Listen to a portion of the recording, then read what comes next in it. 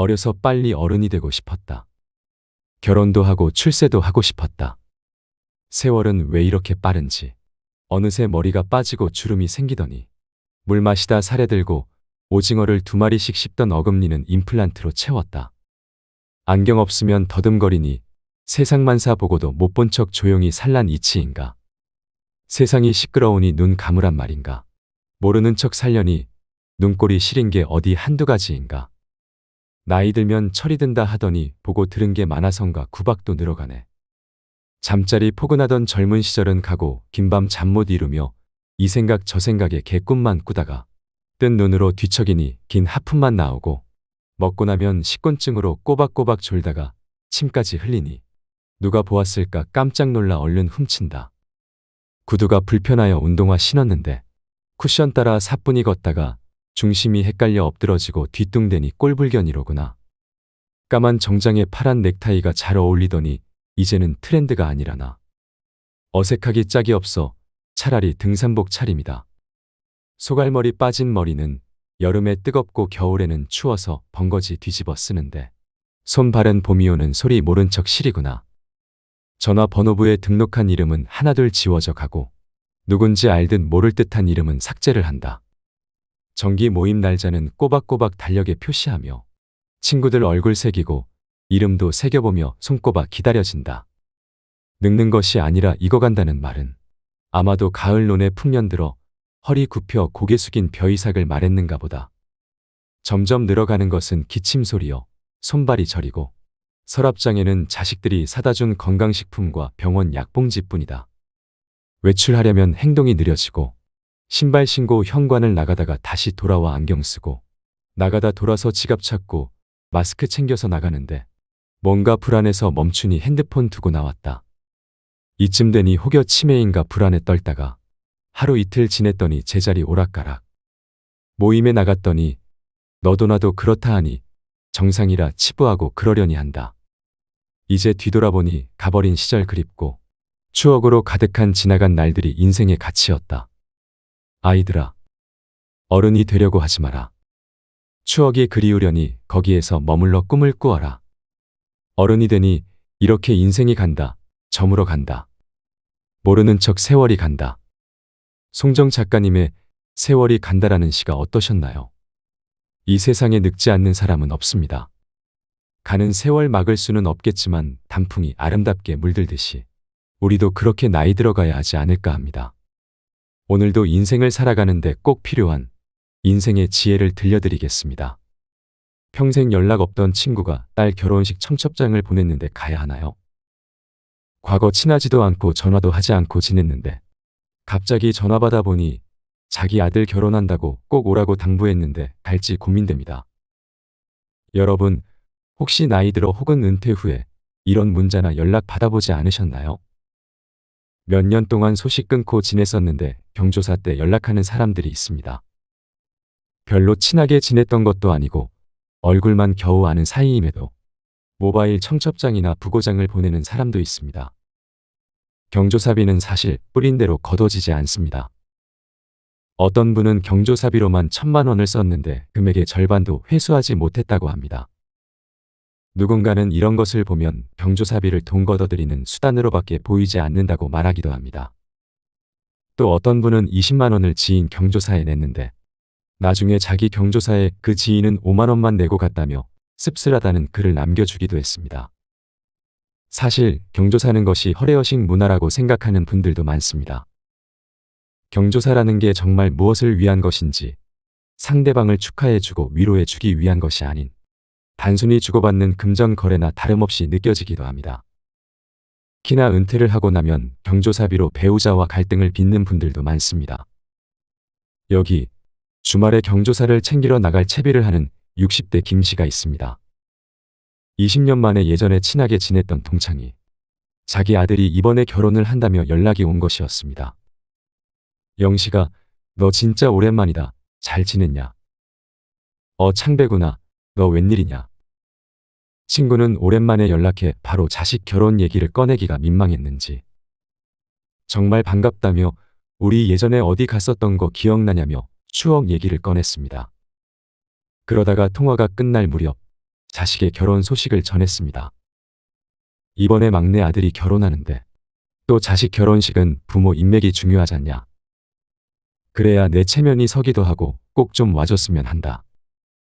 돈은 안 내도 돼. 밥만 먹고 가. 김 씨는 은퇴도 했고 할 일도 많이 없었기에, 그리고 무엇보다 좋아했던 친구였기에 거리낌 없이 가겠다고 했습니다. 그 친구는 잘생긴 외모에 운동도 잘했고 싸움도 잘해. 말 그대로 인기가 많았던 친구였습니다. 이 친구를 보며 어떤 일을 하든 성공할 사람이라고 생각했고 오랫동안 신뢰하는 마음도 있었습니다. 물론 친구는 김 씨의 아들 결혼식에는 참석을 하지 않았습니다. 김 씨는 이 친구에게 청첩장을 보내기는 했지만 답장이 오지 않았었습니다.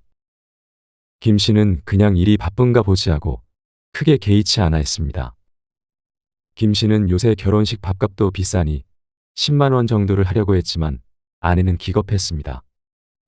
그분은 우리 영기 결혼식 때 오지도 않았는데 뭘 10만 원씩이나 하려고 해. 원래 받은 게 있어야 주는 거지. 우리도 이제 지출 관리해야 할 시기야. 김 씨는 아내의 성화에 못 이겨 그러는 척했지만 그래도 10만 원을 준비해 갔습니다.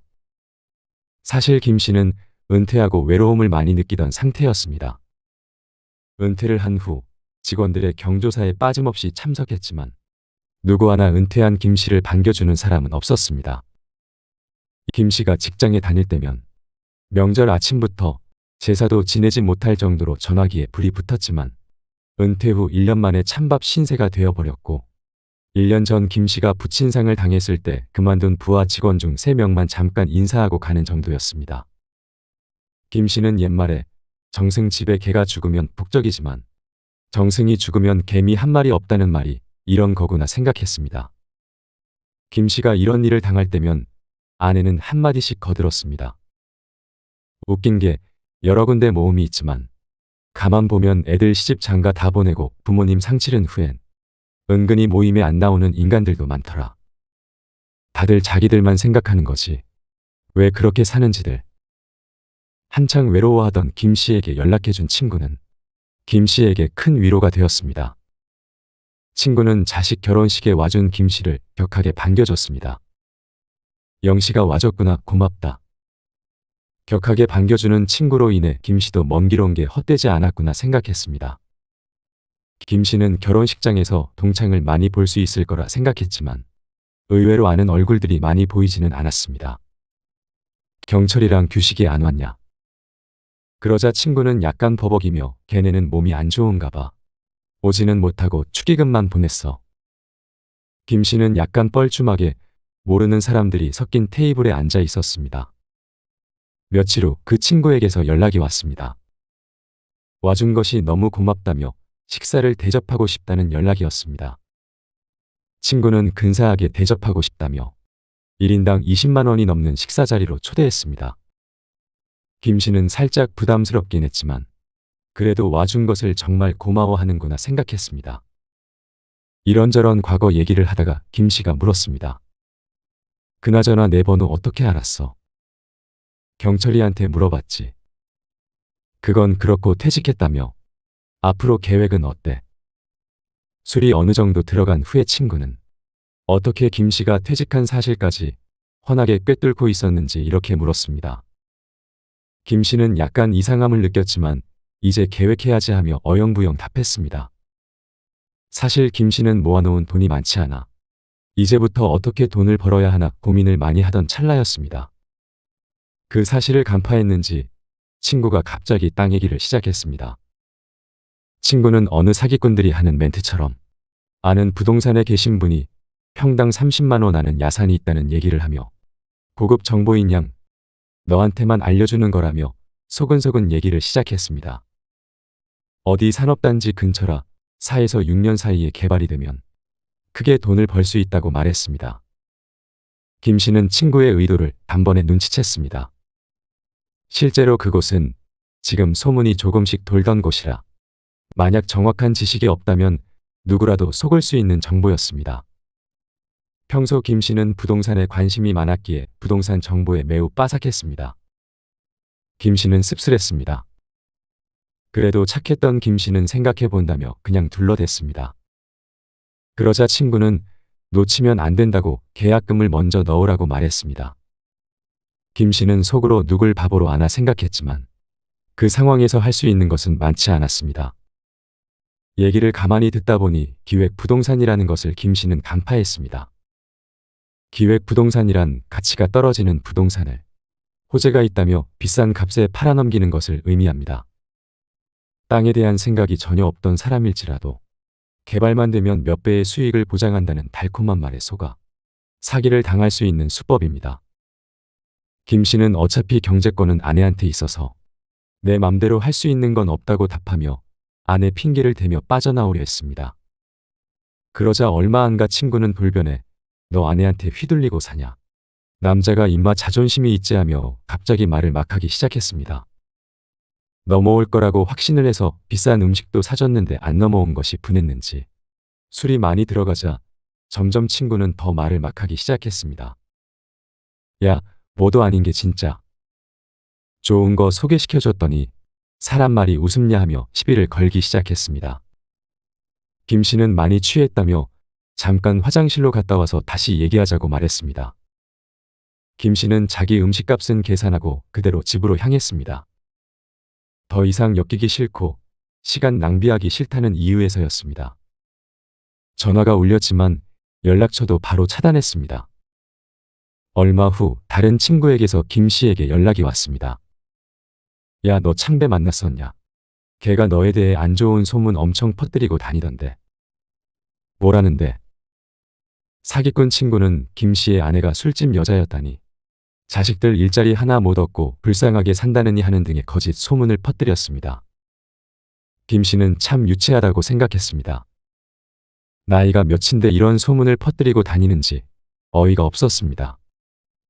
김 씨는 무시했지만 사기꾼 친구의 괴롭힘은 더욱 심해졌습니다. 김 씨가 사는 동네까지 가서 김 씨에 대한 이상한 소문들을 퍼뜨렸습니다. 소문의 힘은 참 대단했습니다. 사실인지 아닌지 판단도 하기 전에 김 씨는 따가운 눈초리를 받아야 했습니다. 김 씨가 자주 가던 미용실에서는 주인이 사람 그렇게 안 봤는데 뒤에서 젊은 여자랑 바람 피고 그러면 안 돼. 아내가 아파서 몸져 누워 있다며 사기꾼 친구는 김 씨를 아주 쓰레기만도 못한 인간으로 만들어 버린 것이었습니다. 김 씨는 이제는 무시로 일관하면 안 되겠다는 생각이 들었습니다. 김 씨는 곧바로 주변 사람들에게 연락해서 사기꾼 친구의 정보에 대해 캐기 시작했습니다. 아니나 다를까 그 친구는 여러 명에게 사기를 쳐서 고소를 당해 재판이 진행 중이기도 했습니다. 야, 너 그거 들었어? 경철이도 제 말 믿고 땅에 투자했다가 지금 쫄딱 망하고 집에서 쫓겨났대. 며칠 후 동창회에 사기꾼 친구가 나올 거라는 연락을 받았습니다. 평소에 동창회를 한 번도 가지 않았지만 김 씨는 동창회에 참석하겠다고 다짐했습니다. 김 씨는 증거들을 차곡차곡 모아 나갔습니다. 더 이상의 피해자를 만들면 안 되겠다는 사명감을 가지고 열심히 자료를 모았습니다. 아니나 다를까 몇 년 전부터 사기꾼 친구는 김 씨에게 접근했던 것처럼 어떻게 연락처를 알아서 너무 다정하게 찾아와서 다른 친구들을 반겨주고 만나자고 했다고 합니다. 착한 친구들에게만 접근해 돈을 빌리고 잠적을 했던 경우가 여러 번이었습니다. 그 친구는 정말 태연하게 동창 모임에 가서 자기가 차고 있는 명품들을 자랑하며 동창생들에게 투자를 권유하고 있었습니다. 김 씨는 자기가 차고 있는 고가의 시계와 외제차를 자랑하며 환심을 사고 명품이나 스마트폰을 싸게 사들인 후 다시 판매의 수익을 남기는 사업에 투자하면 원금과 이자를 지급하겠다는 달콤한 말로 동창생들을 꼬시기 시작했습니다. 워낙 친구들에게 긍정적인 평을 받고 있었기에 거기 있는 사람 그 누구도 의심할 생각을 하지 못했습니다. 하지만 김 씨가 들어오자 사기꾼 친구의 안색이 돌변했습니다. 영씨가 웬일이야. 얼굴 좀 비추고 살지. 너무 오랜만이다. 다른 친구들이 김 씨를 반겼습니다. 김 씨는 궁금했습니다. 김 씨가 있는 그 자리에서 그 친구가 사기를 칠 수 있는지. 하지만 그 친구는 얼굴에 철판을 깔고 다시 작업을 시작했습니다. 심지어 부부 동반 모임이었기에 그곳에는 그 친구의 아내처럼 보이는 사람도 있었습니다. 사기꾼 친구의 헛소리가 계속되는 중간에 김 씨가 끼어들어 대꾸했습니다. 이게 경철이랑 규식이한테 사기쳐서 얻은 시계 아니야. 순간 분위기가 싸해졌습니다. 무슨 소리 하는 거야? 야, 너네 얘한테 땅 투자하라고 연락하지 않았었냐 하며 모두가 있는 자리에서 다른 친구들과의 녹음 파일을 들려주고 현재 재판 중인 것까지 알렸습니다. 하지만 사기꾼 친구는 발뺌했습니다. 사기꾼 친구는 분해하며 경찰에 신고할 거라고 했지만 사실 그 친구는 전과도 여러 개 있어 신고를 하지 못할 것이라는 것을 김 씨는 알고 있었습니다. 그 덕에 다른 친구들은 사기를 당하지 않을 수 있었습니다. 결국 시간이 흘러 모든 것이 탄로났고 그 친구의 모든 재산은 압수당했으며 감옥에 가게 되었습니다.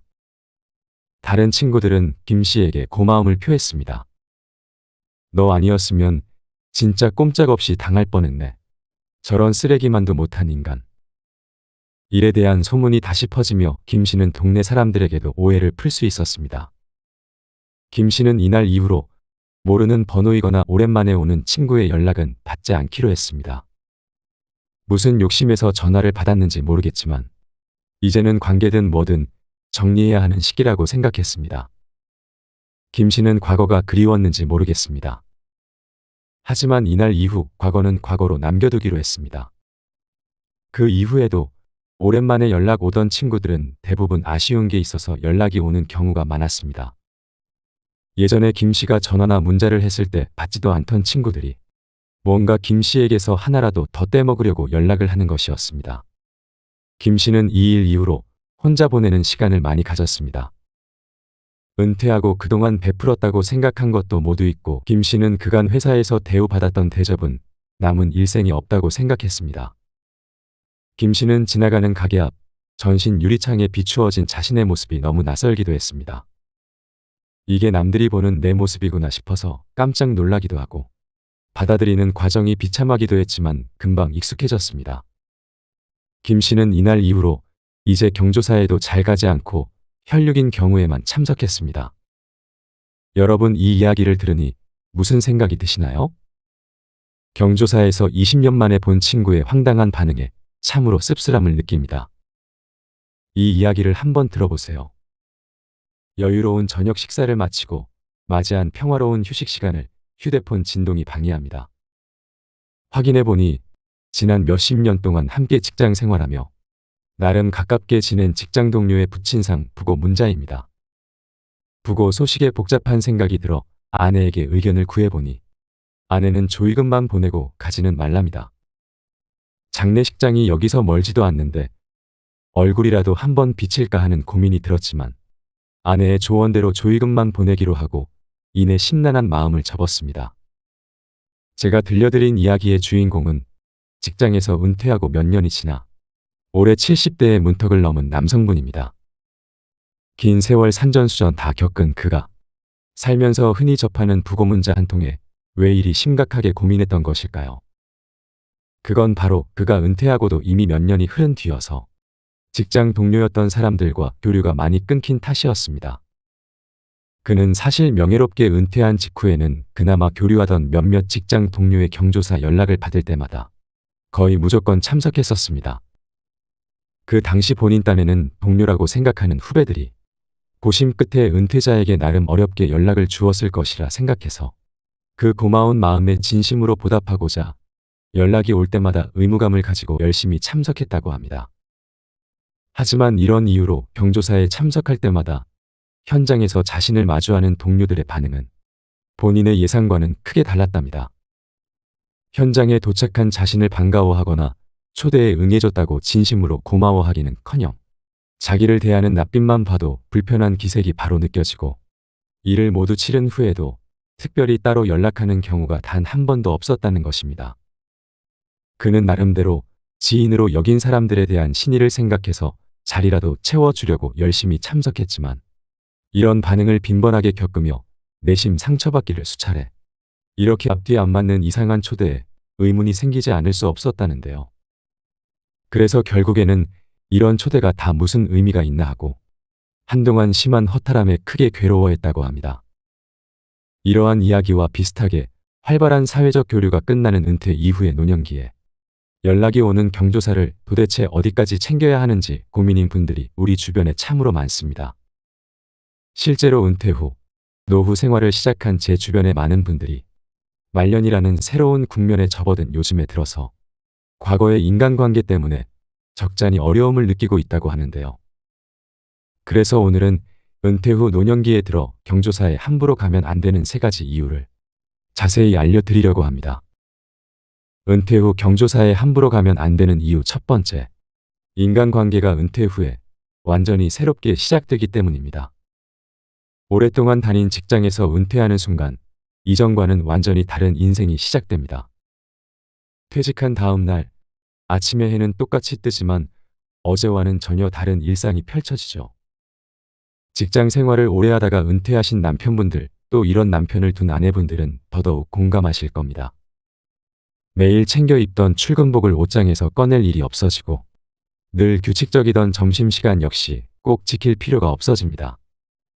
특히 가족보다 더 자주 만나던 직장 동료들도 이제는 따로 약속을 잡지 않는 이상 다시는 만날 일이 없는 완전히 남과 같은 사이가 됩니다. 물론 경우에 따라 은퇴 이후에도 과거 직장 동료들과 꾸준히 인연을 이어가는 분들도 있기 마련입니다. 공적으로 만났어도 사적 친분을 긴밀히 쌓아서 부부 동반으로 놀러 가기도 하는 등 나이 들수록 그들과 가족처럼 가까이 지내는 분들도 있습니다. 하지만 이런 경우는 특수한 경우일 뿐 대부분의 사람들은 직장 생활을 마침과 동시에 직장에서 맺은 인연이 자연스레 끝나는 경우가 많습니다. 은퇴 직후에는 가깝게 지냈던 직장 동료들과 가끔이라도 연락하고 어쩌다 시간까지 내어 소주 한 잔을 할 수 있기도 합니다. 그때만 해도 이렇게 생각하기 일쑤입니다. 직장에서 은퇴했더라도 과거 몇십 년이라는 오랜 시간 동안 한 직장에서 하루의 대부분을 가족보다 더 가까이 보낸 사람들인데 이렇게 질긴 인연이 그리 쉽게 끊길 리 없다고 말이죠.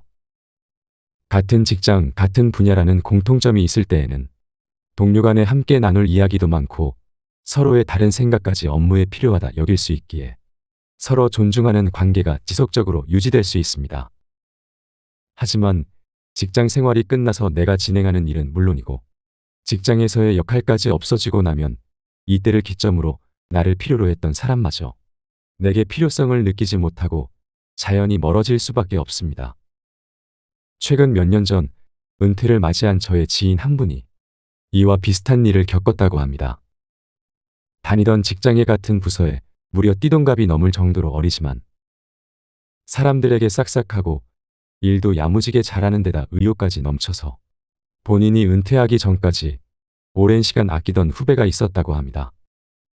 이후 본인이 퇴직하고 나서도 그 후배가 종종 생각나서 가끔 불러 술 한잔 했다고 하는데요. 처음 몇 차례는 회사는 잘 돌아가냐, 회사 생활은 어떠냐, 누구누구는 요즘 어떻대 하며 이야기를 이어가도 그저 즐거울 따름이었다 합니다. 그런데 만나는 횟수가 많아질수록 어느새인가부터 이런 이야기가 점점 더 나와 상관없는 이야기로 느껴졌답니다. 이러한 탓에 물어보는 본인도 대답하는 후배도 슬슬 민망한 상황이 되었고 결국 지금은 자주 만나기는커녕 가벼운 안부 전화마저 괜히 후배에게 부담이 될까 눈치가 보여서 연락마저 꺼리게 되었다고 합니다. 이분의 사례처럼 직장에서 만든 인간관계는 결국 유효기한이 정해져 있는 모래성 같은 인연입니다. 하지만 내 고민에 아랑곳 없이 무심히 날아오는 온갖 경조사 소식은 또 한 번 은퇴자를 난처하게 만들기 충분합니다. 아무리 멀어졌다 해도 그동안 알고 지낸 시간이 있는데 연락을 받고도 안 가자니 내심 찝찝하고 퇴직해서 앞으로 볼 일도 없는 마당에 내가 꼭 가야 되나라는 의문이 들기도 합니다. 그나마 결혼식이면 어차피 자식들 행사고 좋은 일이니까 나 하나쯤 안 가도 그렇게 마음이 쓰이진 않습니다만 안타까운 부고장이라도 날아오면 지인이 안 좋은 일을 겪고 괴로울 것이라는 연민의 마음이 안 쓰일 수가 없어서 몇 시간 내내 고민하다 겨우겨우 참석을 결정하기 마련이죠. 그런데 경조사가 얄궂은 건지 사람이 간사한 건지 당장 일을 치를 때는 와주신 분들께 감사한 마음이 넘치게 들어도 막상 일정을 마치고 나면 그저 다 지나간 일이라고 생각해서 사이가 어중간해도 기껏 찾아와 준 손님에게 연락 한 번 안 하게 되는 경우가 많습니다. 하다못해 가까운 친구에게도 경조사 이후 연락을 안 주는 사람이 많은데 직장에서 은퇴한 상사에게 따로 연락을 주는 사람이 얼마나 되겠습니까? 하지만 아무리 현실이 이렇더라도 어렵게 간 사람 입장에서는 예의상으로나마 왔으면 하는 전화 한 통 없이 무슨 일 있었냐는 듯 조용히 지나가 버리니 섭섭함을 넘어 배신감까지 드는 것 또한 당연합니다. 사회라는 곳이 워낙 수많은 이해관계가 얽힌 곳이면서 또한 개개인의 생존이 달린 곳이기에 인간관계마저 자기에게 이득되는 방향으로만 만들어가는 사람들이 많습니다. 그러니 은퇴라는 수단을 통해 이렇게 번잡한 속세를 떠난 여러분은 이런 계산적인 관계에 너무 정을 둬서 섭섭하게 생각하지 마시길 바랍니다. 약육강식이 당연시되는 적자생존의 사회에서 어떻게든 살아남으려는 생존 욕구 때문에 사람들이 모두 날이 서고 각박해졌구나 하고 신선 노름하듯 그러려니 넘겨버리는 것이 여러분의 편안한 노후 인생에 훨씬 유익할 것입니다. 그런 거로 갈까 말까 심하게 고민될 정도로 애매모호한 관계의 경조사라면 가지 마십시오. 이미 은퇴하신 분이나 은퇴를 앞두신 분들은 여러분의 휴대폰에 저장된 연락처를 한번 쭉 살펴보세요. 긴 세월 동안 쌓인 수많은 연락처들 중에 직장 동료 혹은 업무 관계로 만난 사람들을 제외하면 편하게 연락할 수 있는 사람은 가족을 포함하더라도 손에 꼽을 것입니다. 은퇴를 하고 나면 앞으로 펼쳐질 노후 인생, 노년의 삶을 위해 진정한 홀로서기를 준비해야 합니다. 굳이 과거 직장 동료를 만나서 시간을 보내도 과거를 회상하는 것 이외에는 이제 나와 상관없는 이야기만 오고 갈 것이기에 따지고 보면 미래의 내 인생에 도움이 될 만한 이야기가 많이 없을 것입니다. 은퇴 전문가들은 이와 관련하여 50세 이후 늦어도 60세 이후부터는 인간관계를 은퇴형으로 바꾸라고 조언합니다. 은퇴형 인간관계로 전환하는 데 있어 가장 중요한 것은 바로 시기입니다. 인간관계라는 것이 나만 마음먹는다고 하루아침에 갑자기 뚝딱 만들어지는 것이 아닙니다. 퇴직 후에 드는 적적함 회의감 때문에 새로운 인간관계를 꾸리고 싶어도 그 어디에서도 관계를 갑자기 형성할 수는 없습니다. 그러니 은퇴를 준비해야 하는 50세 전후를 기준으로 노후를 함께할 내 가족과 주변 사람들에게 점점 관심과 사랑을 기울이기 시작해야 합니다. 이 시기보다 늦었더라도 전혀 문제될 것 없습니다. 괜찮습니다. 이 사실을 알게 된 지금 이 순간이 바로 여러분의 남은 인생에서 가장 빠른 순간이니까요. 은퇴 후 경조사에 함부로 가면 안 되는 이유 두 번째. 지극히 가까운 사이가 아닌 이상 경조사에 의무적으로 참여할 필요가 없습니다. 제 지인 중에 지역에서 소문난 마당발이었던 40대 남성분이 계십니다. 장손으로 태어나 어릴 적부터 온갖 경조사와 집안행사에 많이 불려 다녔던 터라 그분에게 경조사에 참석하는 일은 일상의 일부일 정도로 빈번했다고 합니다. 이분이 30 중반에 결혼을 했는데 생각해보면 그때 결혼식이 아주 장관이었습니다. 예식장의 하객들이 개미떼 마냥 바글바글한데 사진 찍을 때 보니 신부 쪽 하객은 100명이 될까 말까인데 비해 신랑 쪽은 자그마치 600명이 나왔답니다. 사진 한 장에 신랑 신부 하객 700명이 다 들어갈 리도 만무해서 하객 사진만 몇 번에 걸쳐 나눠 찍는데 이 많은 사람들이 어떻게 이 좁은 장소에 모였을까 신기할 정도였습니다. 그로부터 몇 년 후 얼마 전에 그분과 사적으로 만날 일이 있어 이야기를 나눴습니다. 결혼식에 인상이 강렬했던 탓에 그때 하객이 너무 많아서 놀랐다는 이야기를 꺼내니 당시 자기 쪽 하객들이 많이 와서 본인도 체면이 서는 것은 물론이고 부모님과 친척들까지 좋아하셔서 한동안 매우 뿌듯했다고 합니다. 하지만 좋았던 이야기도 잠시 나이 40이 넘어가니 그런 과시욕도 잠깐이고 그 많았던 지인들도 대부분 연락이 끊겨서 곁에 남은 사람은 10손가락으로 꼽고도 손가락이 남을 정도라고 하소연합니다. 심지어 그에 비해 친척을 포함해도 하객이 채 100명이 되지 않았던 아내분은 당시에 왔던 하객들과 여전히 자주 연락하며 잘 지낸다고 이야기하는데 이 이야기를 하는 동안 그분 표정이 매우 씁쓸해 보였습니다. 평생 마당발로 살았던 이분은 아내가 몇몇 지인과 여전히 관계를 잘 유지하는 모습을 보며 깨달은 게 많다고 했습니다. 특히 경조사마다 그 규모를 과시하기만 바빴던 인간관계를 확실히 정리할 필요가 있다고 느꼈다는데요. 최근에는 이런 정리의 일환으로 평생토록 당연한 의무라고 생각했던 경조사 참석도 많이 줄이고 과거에 받았던 만큼 부조하면서 최소한의 예의 정도만 표하며 허례허식에 대한 잡념을 비우는데 더 집중하고 있다고 합니다. 본래 경조사란 한 개인의 인생에서 필히 맞이하게 되는 결혼식이나 돌잔치와 같은 경사 장례식 등의 조사를 모두 포함하는 말로 사실은 지극히 개인적이고 당연히 일어나는 일입니다. 기쁨과 슬픔을 함께 나눌 정도로 지극히 가까운 사람들끼리 축하하거나 애도하는 정도의 규모가 경조사의 본래 취지에 더욱 부합하는 것입니다. 하지만 우리나라에서 경조사는 이러한 본질과 다르게 인간관계에 있어 굉장히 특이한 역할을 합니다. 가까운 사람에게만 알리는 것이 합당한 일을 주변에 전부 알리고 알게 된 이상 찾아올 수밖에 없는 사람들. 역시 축하나 위로의 의미로 돈을 주게 되면서 경조사 본래의 의미가 서서히 변질된 경향이 있습니다. 무조건 사람이 많이 와야 좋다는 생각이 자리 잡은 탓에 우리 사회에서 경조사를 대하는 태도가 너무 예민해진 상황입니다. 여기에 추가로 경조사의 규모 그리고 참석하는 손님의 수가 곧 그 사람의 명성이나 위치를 보여주는 것처럼 여겨지면서 지금도 여기저기에서 허례허식을 일삼기 마련이죠. 이런 세태에 익숙해진 우리나라 사람들은 결국 경조사를 위해 인맥을 유지할 정도로 경조사의 규모와 손님 수에 대해 유독 민감하게 여기게 되었습니다. 이런 분위기로 인해 제 지인의 경우처럼 경사인 결혼식에 어느 한쪽 하객이 너무 적게 혹은 너무 많이 참석하면 얼핏 보기에도 한쪽으로 치우쳐 보여서 괜히 신경이 쓰이기 마련입니다. 조사인 장례식 역시 마찬가지입니다. 사람이 북적북적해야 좋을 것 같은데 문상객 수가 적어서 너무 조용하면 상주의 눈에도 문상객들이 보기에도 여간 신경 쓰이는 것이 아닙니다. 앞서 말씀드린 것처럼 축의금이나 조의금 같이 서로 주고받는 돈까지 연관되어 있으니 더욱 신경이 쓰일 수밖에 없습니다. 함께 기뻐하거나 슬퍼할 일을 두고 누가 부조를 많이 했느니 누구는 조금 했느니 따지면서도 이게 이치에 맞는 일인지 의구심이 들 수밖에 없는 것이 웃기면서도 슬픈 작금의 사태인 것입니다. 하지만 내 인생에 가장 집중해야 하는 노년기, 인생 2막의 노후 생활에 들어서면 지금까지의 관계를 정리함과 동시에 경조사에 참석하거나 부조로 친분을 표시하는 행위 역시 나름의 기준을 정하고 간소화하는 것이 좋습니다.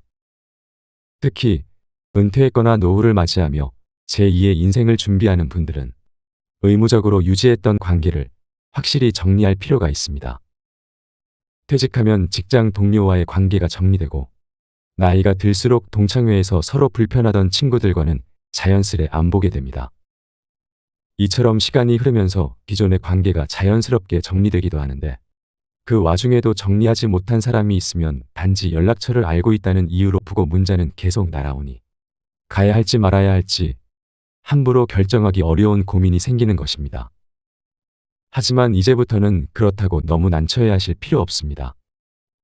제가 말씀드리는 대로 간단하게 생각하시면 됩니다. 이전에 받았던 부조금이 있다면 비슷하게 예의를 차리시면 됩니다. 그런데 과거에 인연이 없었고 앞으로도 인연이 없을 것 같다면 그냥 지나치셔도 됩니다. 물론 모든 인간관계에 이렇게 간단하게 답이 나오지는 않을 것입니다. 지금은 비록 자주 연락하지 않더라도 과거 나에게 큰 도움을 줬거나 진한 우정을 나눈 돈독한 사이였다면 이런 경우는 경조사를 계기로 오랜만에 얼굴 한번 보고 반갑게 담소를 나누고 오는 것이 좋습니다. 하지만 과거에 그렇게까지 긴밀했던 인연이 없거나 오로지 공적으로 알게 되었다면 경조사 소식을 듣더라도 개인적인 호감이나 의미가 없는 이상 굳이 참석하지 않아도 되니 괜히 심각하게 고민하실 필요 없습니다. 앞서 말씀드린 것처럼 허례허식이 여러 문제를 야기하다 보니 최근에는 경조사를 간소화하자는 목소리도 많이 나오는 추세입니다. 초상집에 손님이 없다고 비웃는 것도 여전히 과거에 머물러 있는 사람들이나 그렇게 생각하는 것입니다. 특히 코로나 시국을 겪으면서 결혼식 장례식 병문안과 같이 과거에도 내심 허례허식이라 생각했으나 눈치 때문에 억지로 따랐던 것들에 대해 다시 생각해 볼 수 있는 계기가 마련되었습니다. 제가 아는 지인분 어머님께서 코로나가 한창일 때 돌아가셔서 어지러운 시국에 장례를 치르게 되었습니다. 상황이 상황인지라 장례식장 방문이 어려워 문자와 전화로만 소식을 알리고 아주 가까운 친인척들만 장례식장을 방문했다는데요. 연락받은 분들은 계좌이체로 부조를 해주고 그중 가깝게 지내는 분들은 화환까지 보내며 마음을 표현했다고 합니다. 그리고 장례식장에 가족들끼리 오붓하게 앉아 어머니 사진을 앞에 두고 어머니와 관련된 옛날 이야기, 즐거웠던 추억 등 두런두런 이야기꽃을 피우며 함께 울고 웃는 시간을 보냈다고 합니다. 오히려 그렇게 소박하게 장례식을 치르고 나니 손님 맞이하느라 정신없던 다른 장례식과 달리 진정으로 어머니를 기리게 되어 더욱 기념되고 뜻깊은 시간이 되었다고 이야기합니다. 경조사가 생겼을 때 여건을 무릅쓰고 찾아와주는 손님이 많다면 물론 매우 감사한 일입니다. 하지만 경조사 본래의 취지에 맞게 가족이나 아주 가까운 지인들끼리 시간을 보내는 것이 더 기념비적이고 경조사의 본질에 부합하는 일일 수 있습니다. 그러니 과거의 관성에 따라 경조사 연락이 왔다고 의무적으로 참석할 필요 없이 내가 그 사람의 기념비적인 시간을 함께 나누며 감정을 공유할 정도로 가까운 사이인지 신중히 생각해보고 본인의 입장을 확실히 정리할 필요가 있겠습니다.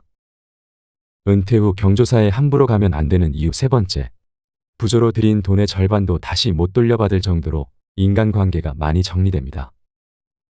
몇십 년 전만 하더라도 경조사를 품앗이로 생각하는 분들이 많았습니다. 주로 농사를 짓던 시절에는 해마다 철마다 작황도 그때그때 다르기 일수인 탓에 먹고 살만하다가도 갑자기 다음 한 끼 먹을 것도 없을 때가 많으니 서로 돕고 살자는 분위기가 당연했습니다. 그래서 같은 동네 어느 한 집에 경조사가 생기면 동네 사람들이 돈이라도 조금씩 모아 그 집에 보태주었습니다. 그 돈으로 결혼식이든 장례식이든 크게 열어서 경조사를 치르는데 도움을 준 동네 사람들과 그 시기를 함께 보냈습니다. 그 이후 다른 집에 경조사가 생기면 자신이 도움을 받았던 만큼 다시 보태주곤 했던 것이죠. 당시에는 마을 규모도 크지 않아서 마을 구성원 모두가 이웃 사촌이라 부르며 밀접한 사이로 지내던 시기였기에 이러한 문화가 형성될 수 있었을 것입니다. 이런 품앗이 풍습이 현대에 이르러 축의금과 조의금, 즉 부조의 개념이 된 것으로 보입니다. 이처럼 가까운 사이끼리 품앗이한다는 개념 자체는 매우 정감이 가고 좋아 보이지만 안타깝게도 현재의 여건과는 동떨어진 부분이 많습니다. 아무래도 요즘은 얕고 넓은 인간관계가 팽배하다 보니 정이 깊은 사람이 품앗이한다 생각하고 주변을 챙겨줘도 이런 마음은 일절 신경 쓰지 않고 받는 것만 당연하게 생각하면서 보답할 줄은 모르는 괘씸한 사람들이 참 많습니다. 물론 그 사람 나름대로 가깝다고 여기기는 사람에게 부조를 하면서 정작 나를 그 정도로 가깝다고 생각하지 않기 때문일 수도 있습니다. 나의 인간관계에는 그 사람이 있는데 그 사람의 인간관계에는 내가 없어서 이런 불상사가 발생하는 것이겠죠.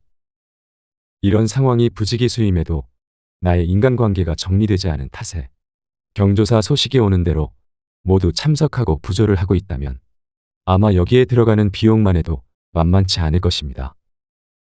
실제로 제가 아는 60대 여성분 중 두세 개 이상의 친목 모임에 꾸준히 참여하는 분이 계십니다.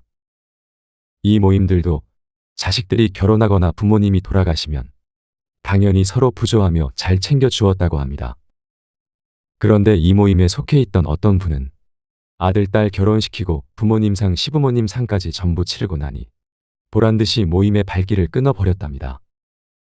그 심보가 어찌나 괘씸하던지 그 사람이 참석하던 다른 모임에도 알아보니 그 모임 역시 마찬가지로 모든 경조사를 마친 시점 이후로 일절 얼굴을 비추지 않았다고 합니다. 참으로 기가 차는 일이죠. 물론 이분이 만에 하나 개인적인 사정으로 인해 공교롭게 모임에 참석하지 못했을 수도 있지만 이런 행태를 지켜본 사람들이 이 사람의 사정을 좋게 생각하며 쉽게 양해해 줄 리 만무하겠지요. 이처럼 우리 주변에는 그저 경조사에 대비할 목적 하나만으로 친목 모임에 참석하는 사람들도 은근히 많습니다. 품앗이의 개념에 비추어 보면 이런 사람들은 본인이 받기만 하고 남에게는 주는 것 없이 그 공동체를 이탈해버리는 가히 사기꾼만 못한 무례한과 다를 바 없습니다. 뻔뻔할 정도로 자기만 챙기고 사람들의 선의를 그저 이득 볼 수단으로만 여기는 매우 이기적인 인간인 것이죠.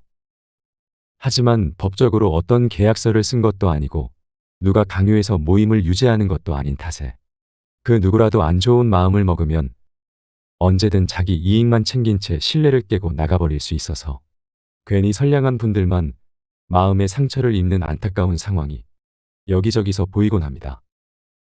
이런 경우 때문에 긴 세월 살면서 부조에 들인 돈과 받은 돈을 계산해 보면 들인 돈의 절반도 다시 돌려받지 못한 사람들이 수도 없이 많을 것입니다. 제 지인 같은 상황에 대비하기 위해서라도 굳이 꼭 필요하지 않은 모임에서 이런 도둑놈 같은 사람들의 부조까지 챙겨주면서 관계를 유지할 필요가 없습니다.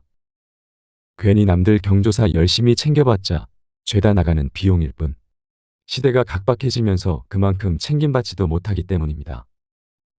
따라서 경조사를 대비한다며 인맥을 유지하거나 나의 울타리 밖에 있는 사람들 경조사까지 죄다 챙길 필요가 전혀 없다는 점 명심하시길 바랍니다. 오늘은 나이 들어서 은퇴 후 경조사에 함부로 가면 안 되는 3가지 이유에 대해 자세히 알려드렸습니다. 은퇴 후 경조사에 함부로 가면 안 되는 이유 첫 번째, 은퇴 후 과거의 인간관계는 정리되고 새로운 관계가 시작되기 때문입니다. 은퇴 후 경조사에 함부로 가면 안 되는 이유 두 번째, 가까운 사이가 아닌 이상 경조사에 의무적으로 참석할 필요가 없기 때문입니다. 은퇴 후 경조사에 함부로 가면 안 되는 이유 세 번째, 부조로 드리는 돈의 절반도 다시 못 돌려받을 정도로 인간관계가 많이 정리되기 때문입니다. 옛 속담에 정승집 개 죽은 데는 문상 가도 정승 죽은 데는 안 간다는 말이 있습니다. 정승집 개가 죽었을 때는 슬퍼하고 있을 정승에게 잘 보일까 싶어 개 장례식에도 찾아가지만 막상 잘 보일 정승이 죽고 나면 찾는 사람이 아무도 없는 비정한 세태를 꼬집는 말입니다. 예로부터 이런 말이 있을 정도로 인간의 본성은 이기적이고 자기 이득을 쫓고자 합니다. 자기가 필요할 때는 잘 보이려고 못하는 짓이 없지만 필요 없다고 생각하면 서슴없이 관계를 끊을 정도로 이해타산적이죠. 저희 구독자 여러분 중에는 나는 안 그래야지, 그래도 인간의 도리는 지키며 살아야지라고 생각하는 분들이 많으실 겁니다. 이런 분들이 많을수록 우리 사회는 믿음과 신뢰의 온전까지 가득한 따뜻하고 밝은 사회가 될 것입니다. 하지만 아쉽게도 여전히 인간관계를 이익수단으로만 여기고 가볍게 생각하는 사람들이 생각보다 매우 많습니다. 여러분들은 앞선 이야기를 통해 이기적이고 가벼운 사람과의 관계에 들이는 비용이 너무 아깝다는 생각을 하셨을 겁니다. 여기서 말하는 비용에는 내가 소비하는 돈과 시간이 모두 포함됩니다. 은퇴 이후 인생 2막에 진입하면 앞으로의 여생을 위해 시간 계획은 물론 자금 계획 역시 철저히 세워야 합니다. 매달 꼬박꼬박 받던 월급으로 한 달 생활을 꾸려나가는 것이 아니라 저축해둔 노후자금이나 퇴직금 같은 소정의 목돈에 매달 조금씩 들어오는 연금을 살뜰히 쪼개서 앞으로의 노후 계획에 따라 현명하게 소비해야만 하는 것입니다. 그러니 우리 구독자 여러분은 오늘 말씀드린 여러 소모적인 인간관계까지 모두 품으면서 아까운 시간과 돈을 낭비하지 마시길 바랍니다. 여러분, 은퇴형 인간관계라는 말을 아시나요? 은퇴하면 대부분이 끝이 납니다. 퇴직 다음 날부터 인간관계는 끝난다고 생각하는 것이 좋습니다. 그걸 모르고 기대했다가 큰 실망이 오게 마련입니다. 과한 말일 수도 있지만 돈이 있을 때만 주위에 사람이 모이지 돈이 없으면 친구 형제들도 연락이 없는 것이 현실입니다. 사람들은 이기적이고 냉혹합니다. 누군가 내 곁에 있다가 떠나가도 나는 항상 혼자라는 걸 잊어서는 안 된다고 조언하는 분들도 많습니다. 친구도 30살 이전이지 그 후부터는 서로 각자 자기 욕심이 과해집니다. 그걸 나쁘다 하지 말고 그것을 몰랐던 자신이 어리석다는 것을 알아야 합니다. 경조사 잘 찾아다녀봤자 안 오는 사람도 많다는 걸 알아야 하고 자기 역시 남의 경조사를 다 찾아다닐 필요 없는 것 같습니다. 과거를 참고 삼아 판단하는 것들이 현재와 미래에는 많이 달라진다는 것을 알아야 합니다. 시간이 지나면 믿음도 가치관도 변한다는 사실도 말이죠. 지나간 사람들을 다시 만날 일이 있을 때 마음을 비우고 아무런 기대도 안 하고 만나면 괜찮습니다. 그냥 어찌 살고 있나 소식이나 들으러 간다 생각하면 괜찮다고 생각하는 것이 마음 편한 것 같습니다. 인간관계의 정답은 없긴 하지만 스트레스를 주는 인간관계는 피하고 나이가 들어서는 나 자신과 대면하는 시간을 가지는 것이 좋은 방향이 아닐까 생각합니다. 오늘 이야기가 많이 길었습니다. 여기까지 들어주신 여러분을 위한 마지막 꿀팁입니다. 이미 지나간 직장에서의 관계, 혹은 그저 이득을 바라는 관계처럼 소모적인 인간관계가 아닌 그저 즐거운 노후 인생을 위해 친목을 나눌 수 있는 좋은 인간관계는 어떻게 만들 수 있을까요? 나와 잘 통할 수 있는 좋은 사람들과 새로운 관계를 형성할 수 있는 것으로 동호회나 사모임 같은 여러분이 살고 있는 지역의 커뮤니티를 추천드립니다. 여러분이 살고 있는 지역은 본인의 생활과 밀접하게 맞닿아 있는 곳으로 앞으로 노년기의 시간 대부분을 이 지역 근방에서 보내게 될 것입니다. 그러니 내가 사는 지역 가까운 곳에서 좋은 친구, 좋은 인연을 만들 수 있다면 이보다 더 금상첨화인 경우가 없겠죠. 더 구체적으로 알려드리자면 동네 주민센터나 문화센터, 도서관, 구청, 시청 등 지역자치단체에서 운영하는 여러 이벤트나 프로그램 중 평소 관심사에 부합하는 프로그램에 부끄럽더라도 눈 질끈 감고 한번 참여해 보는 것이 좋습니다.